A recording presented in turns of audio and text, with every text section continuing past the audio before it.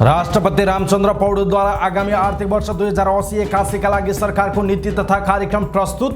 के थपियो के समेटियो नीति तथा कार्यक्रममा यसको विषयमा पुरै जानकारी। उच्च पदस्थ व्यक्तिले गैर कानुनी रूपमा आर्जन गरेको सम्पत्तिको छानबिन हुने, सीमा सम्बन्धी सबै समस्यालाई कूटनीतिक पहलद्वारा समाधान गर्ने नीति तथा कार्यक्रममा घोषणा। ऊर्जामा सबै नागरिकको पहुँच सुनिश्चित गर्ने सरकारको घोषणा। अबदेखि ओपीडी सेवा बिहान 8 बजेदेखि बेलुका 8 बजेसम्म सञ्चालन हुने सरकारको नीति तथा कार्यक्रममा स्वास्थ्य सेवा क्षेत्रमा के कुराहरू समेटिएका छन् त यसको विषयमा पुरै जानकारी। सञ्चार क्षेत्रमा सरकारको नीति कस्तो छ, कृषिमा सरकारको नीति र कर प्रणालीमा पुनरावलोकन गर्ने सरकारको घोषणा। विदेशमा रहेका नेपालीलाई आवधिक निर्वाचनमा मतदान गर्न पाउने व्यवस्था गर्ने नेपाल सरकारको घोषणा। संघीय शिक्षा ऐन संसदको यही अधिवेशनबाट पारित गरिने, बैंक खाता खोल्न सवारी लाइसेन्स लिन लालपुर्जा जारी गर्दा राष्ट्रिय परिचय पत्र अनिवार्य। नीति तथा कार्यक्रममा ठोस कुरा छैन, आर्थिक सङ्कटलाई सम्बोधन गर्दैन भन्दै सरकारको नीति तथा कार्यक्रममा राष्ट्रिय स्वतन्त्र पार्टीको प्रतिक्रिया। मुलुकको आवश्यकतालाई सम्बोधन हुने गरी सरकारले आगामी आर्थिक वर्षको नीति तथा कार्यक्रम ल्याएको अर्थमन्त्री डाक्टर प्रकाश शरण महतको दावी। नीति तथा कार्यक्रमबारे नेकपा एमालेको प्रतिक्रिया, ज्यान छ जीवन छैन, नीति तथा कार्यक्रम कर्मकाण्डी मात्रै रहेको एमाले अध्यक्ष केपी शर्मा ओलीको आरोप। बाटो खाली नगराई राष्ट्रपति रामचन्द्र पौडेलको संसद भवन सवारी कारगेट पनि छोटियो। नक्कली भुटानी शरणार्थी प्रकरण मात्र होइन, सबै भ्रष्टाचार र कमिसनको चलखेल तोड्छौँ भन्दै राष्ट्रिय स्वतन्त्र पार्टीसँग गृहमन्त्री नारायण काजी श्रेष्ठको प्रतिबद्धता। सरकारले जथाभावी स्वास्थ्य उपकरण खरिद गर्ने अस्पतालहरूलाई स्पष्टीकरण सोध्ने। महावीर पुनसँगको सम्झौता नीति तथा कार्यक्रममा समेटियो। नवप्रवर्तन आविष्कारको स्थापना गरिने। बर्खामा मासिक 50 र हिउँदमा 30 युनिट खपत गर्नेलाई बिजुली निशुल्क दिइने। टीआरसीसँग सम्बन्धित विधेयकलाई टुङ्गोमा पुर्याउन सिङ्गो देश नै एक ठाउँमा उभिनुपर्ने धारणा। प्रधानमन्त्रीको भारत भ्रमण जेठको तेस्रो साता हुने परराष्ट्र मन्त्रालयले थाल्यो तयारी। नागरिक उन्मुक्ति पार्टीले आह्वान गरेको नेपाल बन्द स्थगित। गेस्ट हाउसमा वेश्यावृत्ति गराएको आरोपमा 2 जना पक्राउ। स्टार्टअपलाई बिउ पुँजी हिमालको पानी विश्व बजारमा ब्रान्डिङ गर्ने नेपाल सरकारको नीति। चीन जापानलाई पछि पार्दै विश्वमै सबैभन्दा धेरै कार निर्यात गर्ने देश बन्यो। 2 वर्षभित्र कीर्तिपुर र मूलपानी क्रिकेट रङ्गशालाको स्तरोन्नति गरिने। सिन्धु कपमा ए डिभिजनका 2 सहित 8 टोलीको सहभागिता रहने। शहीद स्मारक ए डिभिजनमा आर्मीले खुमलटारसँग बराबरी खेल्यो। समाचार पार्टी हेल्थ टिप्स अन्तर्गत आज हामी दाँत बिगार्ने 10 गल्ती को विषयमा केही टिप्स प्रस्तुत गर्छौं र समाचारको अन्त्यमा समाचार पार्टी सामान्य ज्ञान प्रस्तुत गर्नेछौं। हामीलाई अन्तिमसम्म हेर्नुहोला। दर्शक महानुभाव नमस्कार। समाचार पार्टी.com को न्यूज बुलेटिनमा यहाँलाई हार्दिक स्वागत छ। म प्रहलाद चन्द्र घिमिरे। आज मिति विक्रमसम्म 2080 साल जेठको 6 गते शनिबार ईस्वीसम्म सन् 2023 मे 20 तारिक। आज जेठ शुक्ल प्रतिपदा, गोसाई कुण्ड स्नान आरम्भ। आज दशहरा स्नान आरम्भ पनि छ। सदाको झैं आज पनि हामी उपस्थित भएका छौं आजका मुख्य समाचार, ब्रेकिङ न्यूज, न्यूज अपडेट लगायत तपाईलाई काम लाग्ने हेर्नै पर्ने महत्त्वपूर्ण समाचार लिएर। हाम्रो मेहनतका लागि यो भिडियोमा एउटा लाइक अवश्य गर्नुहोला। पलपलको न्यूज अपडेट हेर्न का लागि तपाईले हाम्रो च्यानललाई अहिलेसम्म सब्स्क्राइब गर्नु भएको छैन भने कृपया सब्स्क्राइब गर्नुहोस् अनि नजिकै आउने बेल आइकनलाई क्लिक गर्नुहोला। हामीलाई कहाँबाट हेर्दै हुनुहुन्छ त्यो कुरा पनि तलको कमेन्ट बक्समा कमेन्ट गर्नुहोला। आउनुहोस् दर्शक महानुभाव, आजका महत्त्वपूर्ण समाचार सुरु गरौँ। आर्थिक वर्ष 2080-81 का लागि सरकारको नीति तथा कार्यक्रम संसदमा प्रस्तुत भएको प्रसङ्गबाट। राष्ट्रपति रामचन्द्र पौडेलले आगामी आर्थिक वर्ष 2080-81 का लागि सरकारको नीति तथा कार्यक्रम प्रस्तुत गर्नु भएको छ। शुक्रबार दुवै संघीय संसदको संयुक्त बैठकमा राष्ट्रपति पौडेलले नीति तथा कार्यक्रम प्रस्तुत गर्नु भएको हो, जसमा निजी क्षेत्रलाई ऊर्जा व्यापारमा सहभागी गराउनेदेखि विद्यालयका बालबालिकाको दिवा खाजा बढाउने सम्मका कार्यक्रम समेटिएका छन्। त्यस्तै निजगढ अन्तर्राष्ट्रिय विमानस्थलको निर्माण अगाडि बढाइने, नयाँ हिमाल आरोहण खुल्ला गरिने लगायतका कार्यक्रम छन्। सरकारको नीति तथा कार्यक्रममा अपेक्षा अनुरूप नयाँ कार्यक्रम भने खास केही नरहेको बताइएको छ। यसैबीच सरकारले उच्च पदस्थ लगायत जो कोहीले गैर कानुनी रूपमा आर्जन गरेको सम्पत्तिलाई छानबिनको दायरामा ल्याउने घोषणा गरेको छ। आगामी आर्थिक वर्ष 2080-81 को नीति तथा कार्यक्रम प्रस्तुत गर्दै राष्ट्रपति रामचन्द्र पौडेलले भ्रष्टाचार विरुद्धको अभियानलाई अझ सघन बनाएर राज्यका सबै तह र संरचनामा भ्रष्टाचार विरुद्ध शून्य सहनशीलताको नीतिलाई थप कडाइका साथ कार्यान्वयन गरिने बताउनु भएको छ। उहाँले भन्नुभएको छ, अनियमितता, भ्रष्टाचार, कर छली, कृत्रिम अभाव, कालोबजारी, व्यावसायिक एकाधिकार लगायतका सुशासन विरुद्ध क्रियाकलापमा जनताका गुनासोलाई तत्काल र प्रभावकारी रूपमा सम्बोधन सम्बोधन गर्न प्रधानमन्त्रीको प्रत्यक्ष सुपरिवेक्षणमा रहेको राष्ट्रिय सतर्कता केन्द्रलाई आवश्यक जनशक्ति र प्रविधि उपलब्ध गराई क्रियाशील तुल्याइनेछ।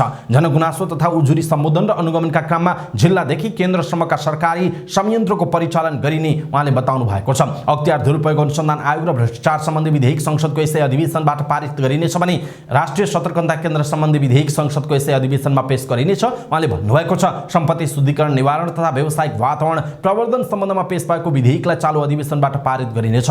एसिया प्रशान्त क्षेत्र समूहको मूल्याङ्कन प्रतिवेदनले औल्याएका सुझावहरूलाई सम्बोधन गर्ने गरी नीतिगत, कानुनी र संस्थागत सुधार गरिने राष्ट्रपति पौडेलले बताउनुभयो। कसुरजन्य सम्पत्ति तथा साधनहरूको एकीकृत विवरण तयार गरी कसुरजन्य सम्पत्ति तथा साधनहरूको उचित व्यवस्थापन र परिचालन गरिने नीति तथा कार्यक्रममा उल्लेख छ। संवैधानिक निकायहरूको संस्थागत सुदृढीकरण गरिनेछ। संवैधानिक निकायबाट प्राप्त सिफारिस र सुझावहरू कार्यान्वयन गरिनेछ। निर्वाचन सम्बन्धी कानुनमा समयानुकूल परिमार्जन गरी निर्वाचन सम्बन्धी एकीकृत कानुन तर्जुमा गरिने नीति सरकारले लिएको छ। लेखा परीक्षणलाई वस्तुगत, व्यावसायिक र पारदर्शी बनाउँदै आर्थिक अनुशासनलाई तीनै तहमा कडाइका साथ पालना गरिनेछ। देशभरिका सरकारी तथा सार्वजनिक चल अचल सम्पत्तिको अभिलेख तयार गरी संरक्षण गरिने उल्लेख छ। नेपाल ट्रस्टको स्वामित्वमा रहेका सम्पत्तिको बहुआयामिक उपयोग गर्न नीतिगत र कानुनी सुधार गरिने घोषणा गरिएको छ। आर्थिक कार्यविधि र लेखा परीक्षणसँग सम्बन्धित कानुनलाई संहितापूर्ण बनाइने राष्ट्रपति पौडेलले बताउनु भएको छ। आर्थिक पारदर्शिता, वित्तीय अनुशासन र बेरोजु फर्च्यौटलाई तीनै तहमा प्रभावकारी ढङ्गले कार्यान्वयन गरिने उहाँको भनाइरहेको छ। दर्शक महानुभाव, यसप्रति तपाईँको धारणा के छ? आफ्नो धारणा तलको कमेन्ट बक्समा कमेन्ट गर्नुहोला। सँगसँगै हाम्रो समाचार बाहेक पनि यहाँहरूले सरकारको नीति तथा कार्यक्रम सुन्नुभयो होला, हेर्नुभयो होला र यो सरकारले ल्याएका नीति तथा कार्यक्रमहरू तपाईँलाई कस्तो लागेको छ? के साँच्चै अहिलेको समय सान्दर्भिक छ? यो सरकारले केही गर्ने त्यस्तो खालको सङ्केतहरू तपाईँले देख्नु भएको छ अथवा पहिलाको जस्तै त्यस्तै निराशाजनक अवस्था छ? के लाग्छ तपाईँलाई? आफ्ना कुरा तलको कमेन्ट बक्समा कमेन्ट गर्नुहोला। सरकारले मुलुकको स्वतन्त्र र सार्वभौमिकताको सुरक्षा गर्दै सीमा सम्बन्धी सबै समस्यालाई कूटनीतिक पहलद्वारा समाधान गर्ने बताएको छ। राष्ट्रपति रामचन्द्र पौडेलले प्रस्तुत गर्नुभएको आर्थिक वर्ष 2080-81 को नीति तथा कार्यक्रममा यस्तो प्रतिबद्धता जनाइएको छ। विदेशमा रहेका नेपालीहरूको हक हितको संरक्षण गर्ने बताइएको छ। त्यस्तै सरकारले समस्यामा परेका नेपालीहरूको उद्धार र कानुनी सहायता र स्वदेशी फिर्ता लगायतका सेवा प्रभावकारी रूपमा उपलब्ध गराइने बताएको छ। त्यस्तै राहदानी सेवालाई छिटो छरितो, प्रविधि मैत्री र भरपर्दो बनाउने घोषणा पनि गरिएको छ। यसैबीच सरकारले स्वास्थ्य बीमा कार्यक्रम पुनरावलोकन गर्ने भएको छ। सरकारले प्रस्तुत गरेको आगामी आर्थिक वर्षको नीति तथा कार्यक्रममा गुणस्तरीय स्वास्थ्य सेवामा सबै नागरिकको पहुँच विस्तार गर्ने पनि उल्लेख गरिएको छ। राष्ट्रपति रामचन्द्र पौडेलले सो नीति तथा कार्यक्रम संघीय संसदमा प्रस्तुत गर्दै प्रत्येक वडामा आधारभूत स्वास्थ्य परीक्षण तथा उपचार सहितको स्वास्थ्य केन्द्र स्थापना गर्ने बताउनुभयो। नीति तथा कार्यक्रममा अशक्त, असहाय र ज्येष्ठ नागरिकका घर घरमा पुगेर आधारभूत स्वास्थ्य सेवा प्रदान गर्ने भनिएको छ। अबदेखि स्वास्थ्य संस्थामा ओपीडी सेवा बिहान 8 बजेदेखि बेलुका 8 बजेसम्म सञ्चालन हुने भएको छ। सरकारले आर्थिक वर्ष 2080-81 को नीति तथा कार्यक्रम सार्वजनिक गर्दै सामुदायिक अस्पतालमा 12 घण्टा ओपीडी सञ्चालन गर्ने जनाएको हो। त्यसैगरी स्वास्थ्य बीमा कार्यक्रमलाई पनि पुनरावलोकन गरिने जनाइएको छ। स्वास्थ्य बीमा कार्यक्रम प्रभावकारी रूपमा सञ्चालन हुन नसकेपछि सरकारले बीमालाई थप व्यवस्थित गर्न पुनरावलोकन गर्न लागेको हो। मेक इन नेपाल र मेड इन नेपाल कार्यक्रम अन्तर्गत नेपालमा उत्पादन हुने वस्तुलाई अन्तर्राष्ट्रिय बजारमा पठाउने विषय नीति तथा कार्यक्रममा परेको छ। त्यस्तै दुर्गम जिल्लामा ज्यान जोखिममा परेका गर्भवती तथा सुत्केरीको हवाई उद्धार कार्यलाई थप व्यवस्थित गरिने, ज्येष्ठ नागरिकलाई स्वास्थ्य तथा अन्य सेवा सुविधामा सहुलियत तथा छुट दिने र ज्येष्ठ नागरिक स्वास्थ्य सेवा सुरु भएका अस्पतालहरूलाई थप व्यवस्थित गरिने नीति तथा कार्यक्रम समेटिएको छ, जुन यसअघिका नीति तथा कार्यक्रम पनि समेटिँदै आएको हो। यसैगरी सरकारले चिकित्सा शिक्षा सम्बन्धी प्रतिष्ठानहरूलाई एकीकृत छाता ऐन अन्तर्गत सञ्चालन गर्ने नीति लिएको छ। चिकित्सा शिक्षालाई एकीकृत र योजनाबद्ध रूपमा विस्तार गर्न यस्तो नीति लिएको हो। एकीकृत छाता ऐन बनाउन सो सम्बन्धी विधेयक संसदको यसै अधिवेशनमा पेश गरिने राष्ट्रपति पौडेलले बताउनुभयो। सरकारले एकीकृत प्रतिष्ठान अन्तर्गत सबै प्रदेशमा मेडिकल कलेज स्थापना गरिने, प्रदेश र क्षेत्रीय अस्पतालहरूको स्तर उन्नति गरी शिक्षण अस्पतालको रूपमा विकास गरिने सरकारको नीति रहेको छ। सबै संघीय अस्पताल र निजामती अस्पताललाई शिक्षण अस्पतालका रूपमा विकास गर्ने सरकारले नीति लिएको छ। त्यसैगरी गेटा मेडिकल कलेजलाई सरकारले यही वर्षदेखि सञ्चालनमा ल्याएको बताइएको छ। नेपाल सरकारले नेपाल टेलिभिजन र रेडियो नेपाललाई गाभ्ने भएको छ। शुक्रबार सरकारले ल्याएको आगामी आर्थिक वर्षको नीति तथा कार्यक्रममा सो कुरा समावेश गरिएको छ। त्यसैगरी प्रेस काउन्सिललाई मिडिया काउन्सिलमा रूपान्तरण गर्ने, समानुपातिक विज्ञापन प्रणाली लागू गर्ने सरकारको नीति तथा कार्यक्रम छ। अनलाइन सेवालाई सबै वडाहरूमा उपलब्ध गराउने राष्ट्रपति रामचन्द्र पौडेलले बताउनुभयो। प्रेस तथा अभिव्यक्ति स्वतन्त्रताको प्रवर्धन तथा मर्यादित पत्रकारिताका लागि नीतिगत, कानुनी र संरचनागत सुधारमा ध्यान दिने पनि नीति तथा कार्यक्रममा उल्लेख छ। सञ्चार उद्योगलाई ज्ञानमा आधारित सेवा उद्योगको रूपमा अगाडि बढाउने पनि सरकारको नीति रहेको छ। सरकारले बहुवर्षीय योजना तयार गरी रासायनिक मल कारखाना स्थापना गर्ने कार्यक्रमलाई कार्यान्वयनमा ल्याउनका लागि तयारी गर्ने बताएको छ। शुक्रबार राष्ट्रपति रामचन्द्र पौडेलले प्रस्तुत गर्नुभएको सरकारको आगामी आर्थिक वर्षको नीति तथा कार्यक्रममा सो कुरा उल्लेख छ। स्थानीय तहमा मलको अभाव हुन नदिन जैविक मल कारखाना स्थापनाको कामलाई प्रोत्साहित गर्ने राष्ट्रपति पौडेलले बताउनुभयो। कृषि क्षेत्रको उत्पादन र उत्पादकत्व वृद्धि गरी मुलुकलाई आत्मनिर्भर बनाउने एकीकृत राष्ट्रिय अनुदान सम्बन्धी कानुन एवं कृषि अनुसन्धान नीति तर्जुमा गर्ने कुरा पनि नीति तथा कार्यक्रममा समावेश गरिएको छ। राष्ट्रपति पौडेलले एक टोल एक सामूहिक कृषि उत्पादन, एक वडा एक विशेष उत्पादन र एक पालिका एक उत्पादन क्षेत्र नीति मार्फत स्थानीय तहको अर्थतन्त्र निर्माण गर्ने बताउनुभयो। सरकारले आगामी आर्थिक वर्षमा कर प्रणालीमा पुनरावलोकन गर्ने बताएको छ। राष्ट्रपति रामचन्द्र पौडेलले संघीय संसदको संयुक्त बैठकमा सरकारका नीति तथा कार्यक्रम प्रस्तुत गर्दै उहाँले यस्तो घोषणा गर्नुभएको हो। उहाँले राजस्व प्रशासनलाई थप सुदृढ र चुस्त बनाइने पनि बताउनुभयो। राष्ट्रपति पौडेलले विद्यमान कर प्रणालीमा पुनरावलोकन गर्ने पनि बताउनु भएको छ। पौडेलले राजस्व चुहावट, न्यून बिजकीकरण, हुन्डी, अवैध कारोबारमा लगानी तथा राष्ट्रिय पुँजी पलायनमा कडाई गर्ने बताउनुभयो। उहाँले राजस्वको दायरा विस्तार गर्ने र सबै प्रकारका आर्थिक क्रियाकलापलाई औपचारिक प्रणालीमा आबद्ध गर्ने घोषणा पनि गर्नुभएको छ। सरकारले नागरिकता सम्बन्धी समस्या अविलम्ब समाधान गर्ने घोषणा गरेको छ। राष्ट्रपति रामचन्द्र पौडेलले प्रस्तुत गर्नुभएको आर्थिक वर्ष 2080-81 को नीति तथा कार्यक्रममा यस्तो घोषणा छ। सरकारले विदेशमा रहेका नेपाली नागरिकलाई आवधिक निर्वाचनमा मतदान गर्न पाउने व्यवस्था गर्ने भएको छ। आतंकवाद तथा संगठित अपराध, मिटरबाजी, हिंसा, साइबर अपराध, लागु औषधको अवैध ओसार प्रसार, कारोबार लगायत अन्य सबै प्रकारका अपराधजन्य गतिविधि नियन्त्रणमा आधुनिक प्रविधिको उपयोग गरी सुरक्षा निकायलाई सक्षम बनाउने बताइएको छ। त्यस्तै सरकारले आगामी 5 वर्षमा कारावासमा कैदीको चाप नहुने गरी निर्माण भएका कारागारहरूको सञ्चालन तथा नयाँ कारागारको निर्माण गर्ने जनाएको छ। संघीय शिक्षा ऐन संसदको चालू अधिवेशनबाटै पारित गरिने भएको छ। राष्ट्रपति रामचन्द्र पौडेलले प्रस्तुत गर्नुभएको आर्थिक वर्ष 2080-81 को नीति तथा कार्यक्रममा संघीय शिक्षा ऐन संसदको चालू अधिवेशनबाटै पारित गर्ने स्पष्ट पारिएको हो। सरकारले विद्यालय तहको पाठ्यक्रममा समसामयिक पुनरावलोकन गर्ने, हरेक वर्ष शैक्षिक सत्रको सुरुमै पाठ्यपुस्तक उपलब्ध हुने सुनिश्चितता गर्ने पनि बताएको छ। त्यस्तै शिक्षा क्षेत्रका सबै किसिमका छात्रवृत्तिहरूलाई एकद्वार प्रणाली मार्फत वितरण गरिने पनि उल्लेख गरिएको छ। उच्च शिक्षामा देखिएका समस्या समाधान गरी ठोस सुझाव दिन उच्चस्तरीय शिक्षा आयोग गठन गरिने पनि राष्ट्रपति पौडेलले प्रस्तुत गर्नुभएको नीति तथा कार्यक्रममा उल्लेख गरिएको छ। सरकारले राष्ट्रिय परिचय पत्र लिन थप कसिलो व्यवस्था घोषणा गरेको छ। संघीय संसदको संयुक्त बैठकमा आगामी आर्थिक वर्ष 2080-81 को सरकारको नीति तथा कार्यक्रम प्रस्तुत गर्दै राष्ट्रपति रामचन्द्र पौडेलले यस्तो घोषणा गर्नुभयो। नीति तथा कार्यक्रममा बैंक खाता खोल्न, सवारी लाइसेन्स लिन, लाल पूर्जा जारी गर्दा र स्थायी लेखा नम्बर लिन अनिवार्य रूपमा राष्ट्रिय परिचय पत्र चाहिने व्यवस्था गरेको छ। यो कार्य आगामी 3 वर्षभित्र लागू हुने नीति तथा कार्यक्रममा भनिएको छ। नागरिकको जैविक विवरण एक पटक मात्रै लिने पनि सरकारले बताएको छ। राष्ट्रिय स्वतन्त्र पार्टीले सरकारले ल्याएको नीति तथा कार्यक्रमले अहिलेको आर्थिक सङ्कटलाई सम्बोधन गर्न नसक्ने बताएको छ।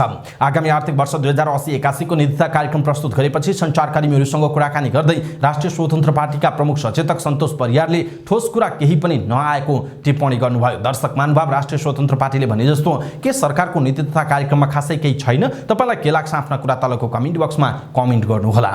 अर्थमन्त्री डाक्टर प्रकाश शरण महतले मुलुकको आवश्यकतालाई सम्बोधन हुने गरी सरकारले आगामी आर्थिक वर्षको नीति तथा कार्यक्रम ल्याएको दाबी गर्नुभएको छ। सरकारको नीति तथा कार्यक्रम प्रस्तुत भए लगत्तै उहाँले संघीय संसद भवन परिसरमा सञ्चारकर्मीहरूमा सो प्रतिक्रिया दिनुभएको हो। कांग्रेस प्रवक्ता समेत रहनुभएका उहाँले सो नीति तथा कार्यक्रमलाई कार्यान्वयनमा लैजानका लागि दिनरात नभनी सरकारले काम गर्ने प्रतिबद्धता व्यक्त गर्नुभयो। कार्यान्वयनका लागि आवश्यक क्षमता बढाउने र इमानदारीताका साथ त्यसलाई कार्यान्वयनमा लैजाने सरकार लागि पर्ने उहाँको भनाइ छ। मन्त्री महतले सरकारको नीति तथा कार्यक्रम नयाँ आविष्कारको विषय नभएको र त्यसलाई त्यस रूपमा बुझ्न नहुने पनि बताउनु भएको छ। नेकपा एमाले नीति तथा कार्यक्रमको ज्यान भएको तर जीवन नभएको टिप्पणी गरेको छ। आगामी आर्थिक वर्ष 2080-81 को नीति तथा कार्यक्रम प्रस्तुत भएपछि सञ्चारकर्मीहरूसँग कुराकानी गर्दै नेकपा एमालेका सचिव योगेश भट्टराईले यो नीति तथा कार्यक्रम ज्यान भएको, जीवन नभएको, प्राण नभएको, यसको कुनै सपना छैन, जोश छैन, जाँगर छैन भन्नुभयो। अहिले मुलुकमा भएको समस्याको समाधान गर्ने कुनै ठोस प्रस्ताव र कार्यक्रम नभएको उहाँले बताउनुभयो। उहाँले भन्नुभयो, भयभरका सबै कुरा छन् तर केही पनि छैन। त्यसैले यसले आज हामीले भोगिरहेका आर्थिक, सामाजिक र व्यवस्थामाथिकै चुनौती छन्, त्यसलाई ठोस कार्य योजना छैन उहाँको भनाइरहेको छ। राष्ट्रपति रामचन्द्र पौडेल नीति तथा कार्यक्रम वाचनका लागि संसद भवनमा पुग्नुभयो। विगतको परम्परा तोड्दै उहाँको सवारीमा बाटो खाली गराइएन। राष्ट्रपति पौडेलले आफ्नो सवारीलाई तामझामयुक्त नबनाउन पहिले निर्देशन दिनुभएको थियो। त्यस बमोजिम उहाँको कारगेट परम्परागत भन्दा छुट्याइएको छ। यसअघि राष्ट्रपति आउँदा एभरेस्ट होटलदेखि घोडाले समेत स्कटिङ गर्ने गरिएको थियो। यसैबीच उक्त घोषणालाई संसद भवनकै अगाडि राखियो र घोडाहरू औपचारिकता मात्र निभाउनका लागि प्रयोग गरियो। आम सर्वसाधारणकै आउजाउका बीचबाट राष्ट्रपतिको कारगेट चलेको थियो। एकतर्फी रूपमा बाटो खाली गराइएको थिएन। यद्यपि बानेश्वरको आकाशे पुलबाट पनि मानिसहरूलाई ओह्रालिएको थियो। दर्शक महानुभाव, राष्ट्रपति रामचन्द्र पौडेलको जुन एउटा खालको साधकीपना छ र उहाँले जुन निर्देशन दिनुभएको छ, यद्यपि देशको उच्च तहको व्यक्ति भएको कारणले सुरक्षा निकाय र सुरक्षाको दृष्टिकोणले केही कुराहरू चाहिँ पालना गर्नुपर्ने अवस्था देखिएको छ। तर अघिल्लो पटकको भन्दा अहिले केही फरक भएको भनेर सामाजिक सञ्जालहरूमा पनि भनिएको छ। तपाईलाई चाहिँ के लागेको छ? राष्ट्रपतिको यो कदम तपाईँ आफ्ना कुरा तलको कमेन्ट बक्समा कमेन्ट गर्नुहोला। उपप्रधान तथा गृहमन्त्री नारायण काजी श्रेष्ठले नक्कली भुटानी शरणार्थी प्रकरणलाई अन्तिम किनारामा पुर्याएर छाड्ने प्रतिबद्धता व्यक्त गर्नुभएको छ।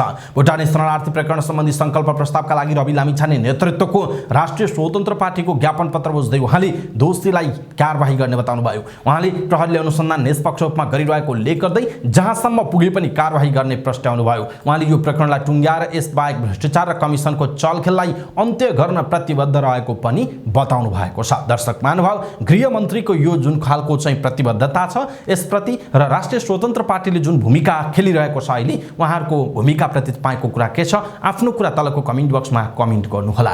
सरकारले जथाभावी स्वास्थ्य उपकरण खरिद गर्ने अस्पतालहरूलाई स्पष्टीकरण सोध्ने भएको छ।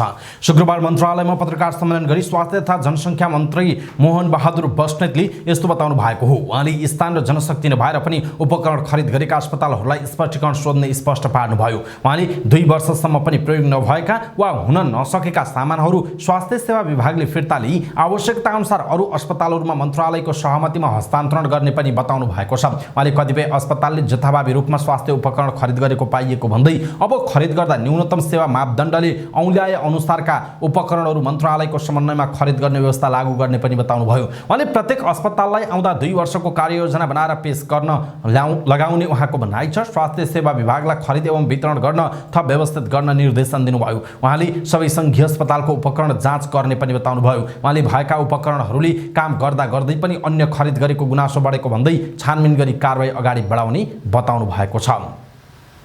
सरकारले नवप्रवर्तन, अनुसन्धान, आविष्कार र विज्ञान शिक्षाको विस्तारलाई प्रोत्साहन गर्न नवप्रवर्तन आविष्कारको स्थापना गर्ने भएको छ। आर्थिक वर्ष 2080-81 को नीति तथा कार्यक्रम सार्वजनिक कार्यक्रममा राष्ट्रपति रामचन्द्र पौडेलले यस्तो बताउनुभयो। संसदको यसै अधिवेशनमा नवप्रवर्तन, अनुसन्धान र आविष्कार सम्बन्धी कोष सञ्चालन गरिने विषय पेश गरिने समेत सरकारले जनाएको छ।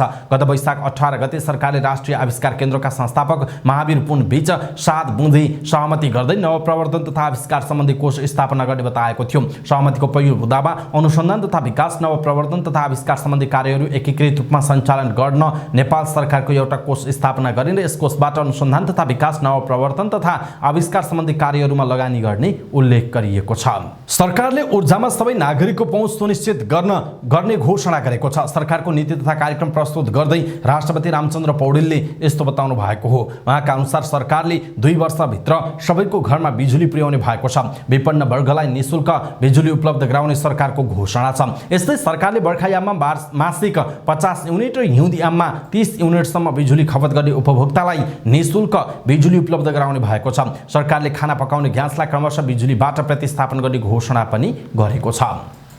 सांसदहरूले संक्रमणकालीन न्यायसँग सम्बन्धित विधेयकलाई टुङ्गोमा पुर्याउन सिङ्गो देश नै एक ठाउँमा उभिनुपर्ने बताएका छन्। सिंहदरबारमा बसेको कानुन न्याय तथा मानवाधिकार समितिको बैठकमा बोल्दै सांसदहरूले यस्तो धारणा राखेका हुन्। सांसदहरूले संक्रमणकालीन न्यायसँग सम्बन्धित विधेयकलाई टुङ्गोमा पुर्याउने कुरालाई लम्ब्याउन नहुने निष्कर्ष निकालेका छन्। उनीहरूले विधेयकलाई टुङ्गोमा पुर्याउनुभन्दा पहिला सम्बन्धित सबै पक्षसँग बसेर छलफल गर्न जरुरी रहेको बताएका छन्। समितिको बैठकमा बोल्दै संविधान सभा अध्यक्ष सुभाष चन्द्र नेमाङले विधेयकलाई अब ढिला गर्न नहुने बताउनुभयो। उहाँले संक्रमणकालीन न्यायसँग सम्बन्धित विधेयकलाई टुङ्गोमा पुर्याउन देश नै एक पक्षमा हुनुपर्ने बताउनुभयो। उहाँले द्वन्द्वले देशलाई नै आक्रान्त बनाएको भन्दै अब पुनरावृत्ति नहुने गरी विधेयक टुङ्गोमा पुग्नुपर्ने बताउनु भएको छ।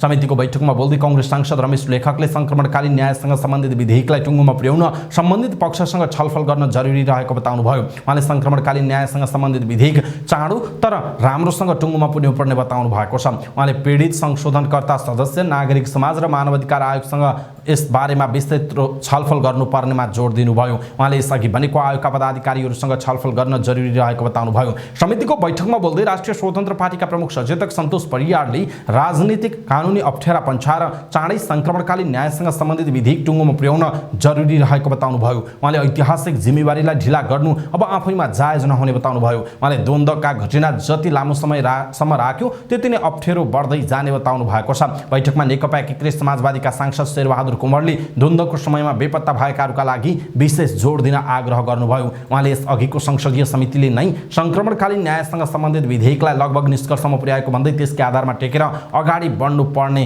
सुझाव दिनुभएको छ। बैठकमा अन्य सांसदहरू पनि विधेयकलाई लम्ब्याएर लैजान नहुनेमा एकमत देखिएका थिए। उनीहरूले यस अघिको संसदीय समितिले टुङ्ग्याउन नसकेको बुँदामा मात्र छलफल गरी संक्रमणकालीन न्यायसँग सम्बन्धित विधेयकलाई चाँडै निष्कर्षमा पुर्याउनु पर्नेमा जोड दिएका छन्। प्रधानमन्त्री पुष्पकमल दाहाल प्रचण्डले आगामी आर्थिक वर्षको बजेट पारित गर्ने बित्तिकै छिमेकी मुलुक भारतको भ्रमण गर्नुहुने भएको छ। दाहाल तेस्रो पटक प्रधानमन्त्री नियुक्त भएपछि पहिलो पटक भारत भ्रमणमा जान लाग्नु भएको हो। भ्रमणको औपचारिक निर्णय भइसकेको छैन, तर परराष्ट्र मन्त्रालयले प्रधानमन्त्रीको भ्रमणको तयारी अगाडि बढाएको छ। परराष्ट्र मन्त्रालय स्रोतका अनुसार प्रधानमन्त्री दाहालले जेठको 17 गतेदेखि 20 गतेसम्म भारत भ्रमण गर्ने बारे छलफल भइरहेको छ। प्रधानमन्त्रीको भारत भ्रमणको तयारीलाई लिएर परराष्ट्र मन्त्री एनपी साउदले छलफल तीव्र पार्नु भएको छ।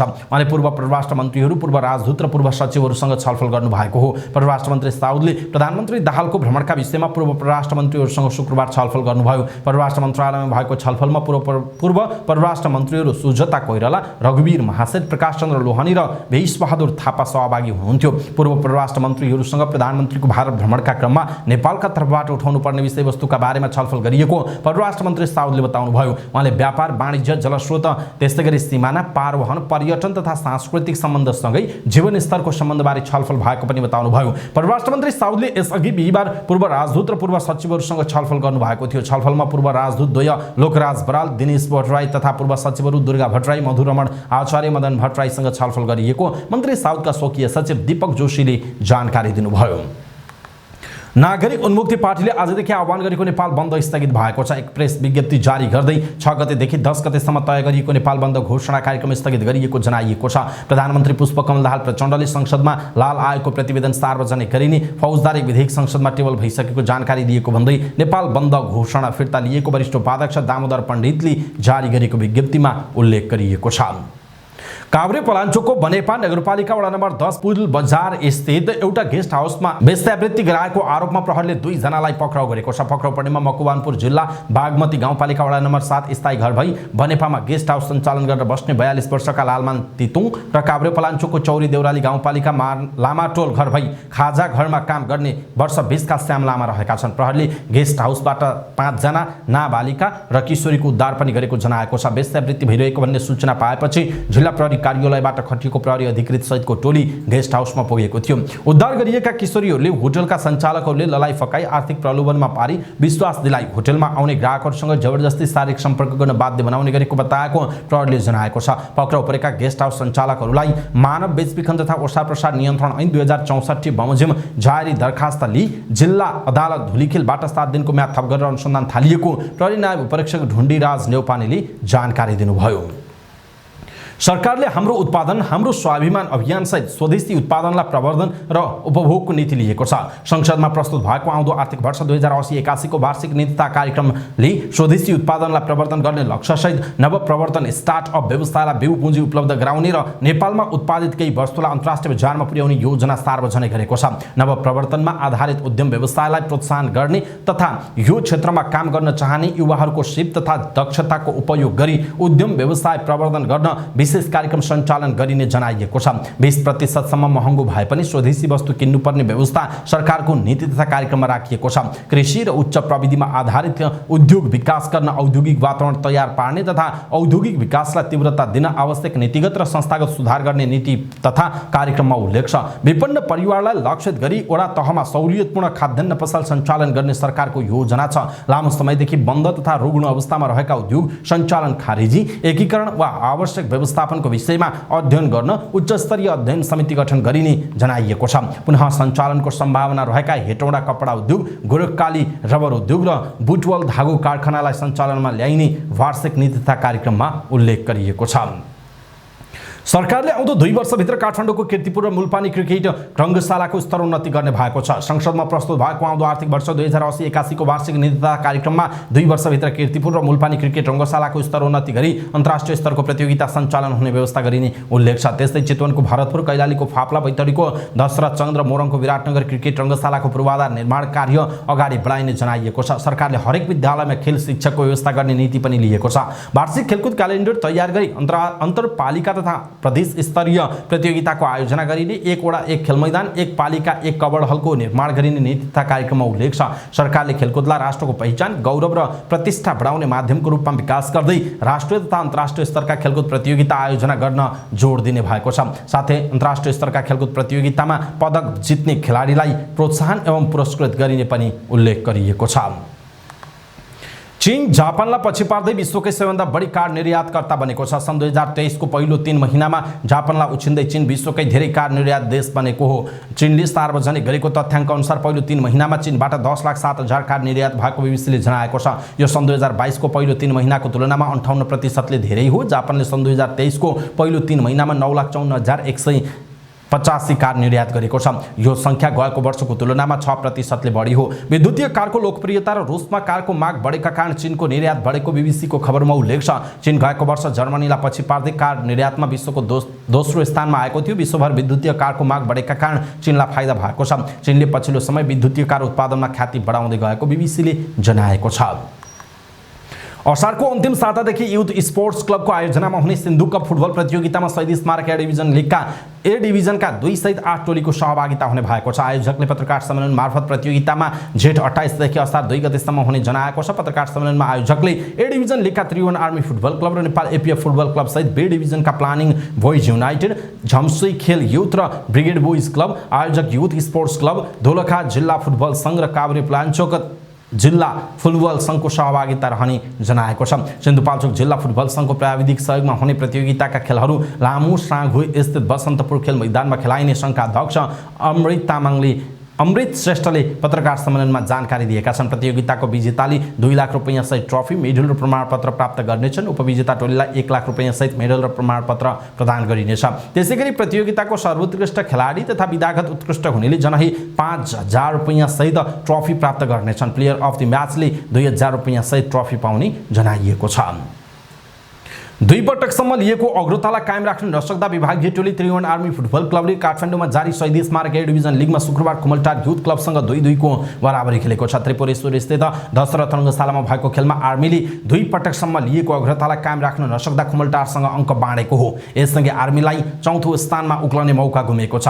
यस बराबरीसँगै आर्मीले 19 खेलमा 26 अङ्क जोडेको छ। खुमलटारले 19 खेलमा 18 अङ्क जोडेको छ। लिग अन्तर्गत नै शुक्रबार भएको अर्को खेलमा हिमालयन शेर्पाले विभागीय टोली एपीएफ क्लबमाथि 3-2 को रोमाञ्चक जित निकालेको छ।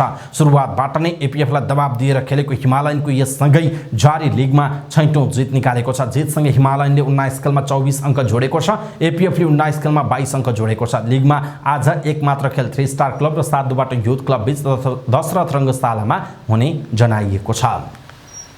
समाचार पार्टी न्यूज बुलेटिनमा पालो भएको छ समाचार पार्टी हेल्थ टिप्स। आजको समाचार पार्टी हेल्थ टिप्समा हामीले दाँत बिगार्ने 10 गल्ती जुन हामीले गर्छौं यसको विषयमा हेल्थ टिप्स प्रस्तुत गर्छौं। हामीलाई अन्तिम समय हेर्नुहोला र हाम्रो मेहनतका लागि यो भिडियोलाई धेरै माझ पुर्याउनका लागि तपाईले आफ्नो फेसबुक, ट्विटर लगायतका सामाजिक सञ्जालमा शेयर गर्न नबिर्सनुहोला।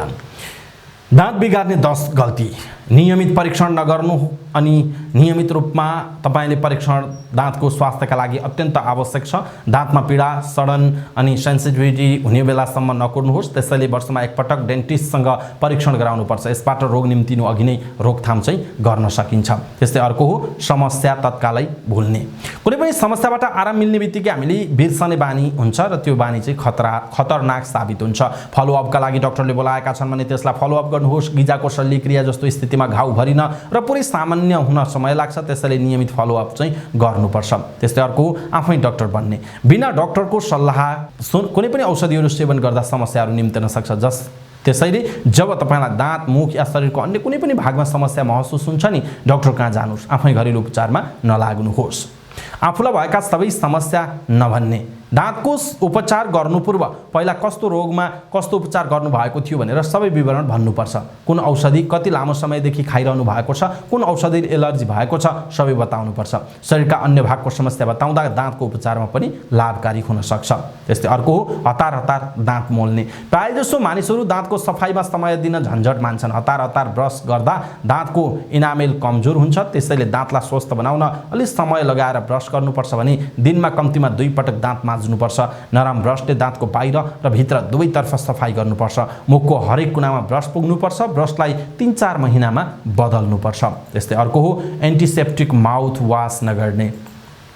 ब्रस गर्नुका साथै माउथ वास र फ्लासिङ पनि जरुरी छ। दाँतको बीचमा खाना अड्कन्छ जसका कारणले दाँतको सडन र गिजाको संक्रमण निम्तन्छ।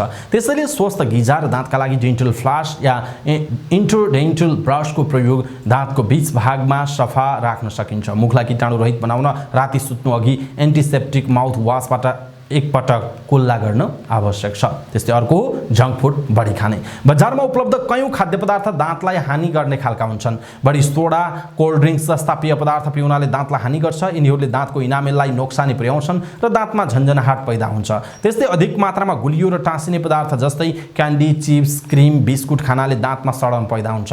यी चीज कम नै खाँदा राम्रो हुन्छ। यदि बालबालिकाले बढी जिद्दी गर्छन् भने सातामा एकपटक मात्र यस्ता पदार्थ दिने बानी बसाउनुहोस्। यस्तो चीज खान दिने बित्तिकै ब्रस गर्न नभुल्नुहोस्। हरियो सागसब्जी र फलहरू नखाने। हरियो सागसब्जी र फलफुल दुवै दाँतको स्वास्थ्यका लागि जरुरी हुन्छ। यी पदार्थबाट शरीरमा भिटामिन पाइन्छ। भिटामिन सी र भिटामिन डी दाँतका लागि फाइदाजनक हुन्छ। भिटामिन सी ले गिजा स्वस्थ पार्छ।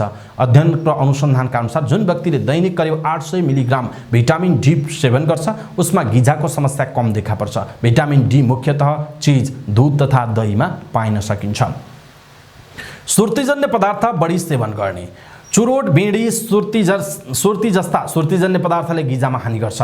त्यसकारण दाँत पहेँलो कालो भएर बिग्रन्छ। यस्ता पदार्थ समग्र स्वास्थ्यका लागि हानिकारक छन्। त्यसकारण यिनीहरूबाट टाढै रहनु निकै राम्रो हुन्छ।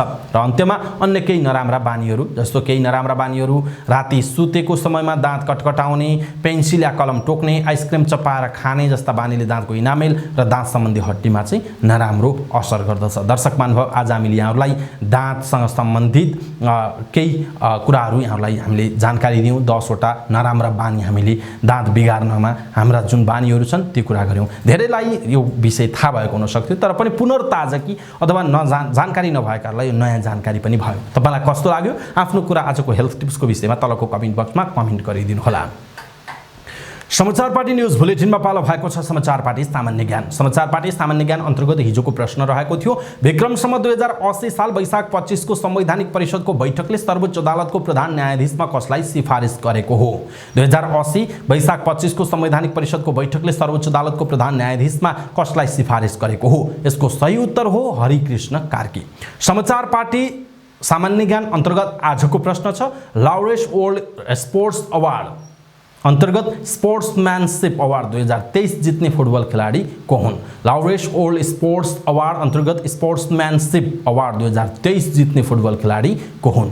कृपया आफूलाई लागेको सही उत्तर तलको कमेन्ट बक्समा कमेन्ट गर्नुहोला। अवस्था समाचार पार्टी.com को न्यूज बुलेटिन अहिलेका लागि यति नै। हामीले प्रस्तुत गरेका यी समाचारहरूप्रति तपाईको धारणा के छ? आफ्नो धारणा तलको कमेन्ट बक्समा कमेन्ट गर्नुहोला। हाम्रो मेहनतका लागि यो भिडियोमा एउटा सानो लाइक अवश्य गर्नुहोला। तपाईले अहिलेसम्म हाम्रो च्यानललाई सब्स्क्राइब गर्नुभएको छैन भने कृपया सब्स्क्राइब गर्नुहोस् अनि नजिकै आउने बेल आइकनलाई क्लिक गर्नुहोला। समाचार पार्टी न्यूज बुलेटिन नेपाली समय अनुसार साँझ 6 बजे लिएर फेरि हामी उपस्थित हुनेछौँ। पलपलको न्यूज अपडेटका लागि समाचार पार्टी हेर्दै गर्नुहोस्। नमस्कार।